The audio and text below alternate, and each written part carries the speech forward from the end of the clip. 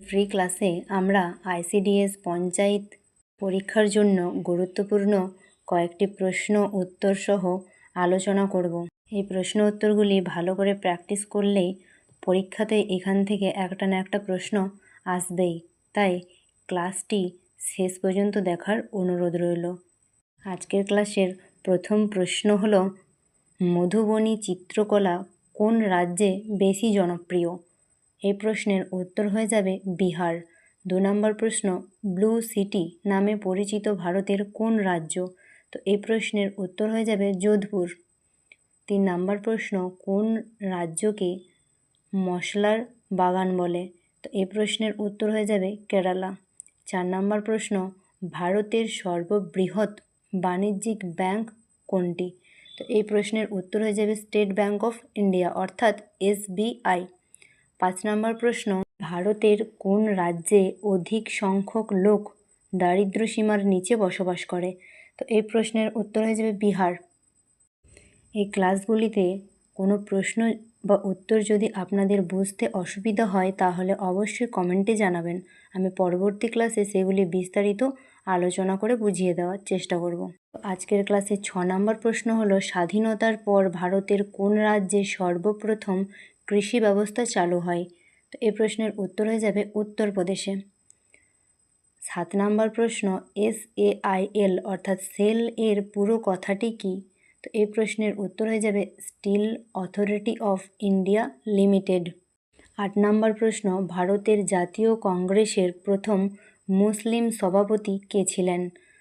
এই প্রশ্নগুলি বাছাই করা গুরুত্বপূর্ণ প্রশ্ন, তাই পরীক্ষার আগে অবশ্যই প্রশ্নগুলি দেখে যাবেন। তো এই প্রশ্নের উত্তর হয়ে যাবে বদরুদ্দিন তৈয়বজি।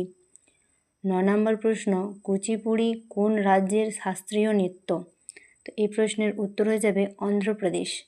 10 নম্বর প্রশ্ন, পশ্চিমবঙ্গের কোন নদীকে দুঃখের নদী বলে? এই প্রশ্নের উত্তর আশা করি আপনারা সবাই জানেন। এই প্রশ্নের উত্তর হয়ে যাবে দামোদর নদীকে। ক্লাসটি যদি আপনাদের ভালো লেগে থাকে অবশ্যই লাইক, কমেন্ট, শেয়ার এবং সাবস্ক্রাইব করে দেবেন যাতে এরকম ফ্রি ক্লাসগুলি সবার আগে আপনার কাছে পৌঁছে যায়। আজকের ক্লাসের 11 নম্বর প্রশ্ন হলো, কিন্ডারগার্টেন পদ্ধতির উদ্ভাবক কে?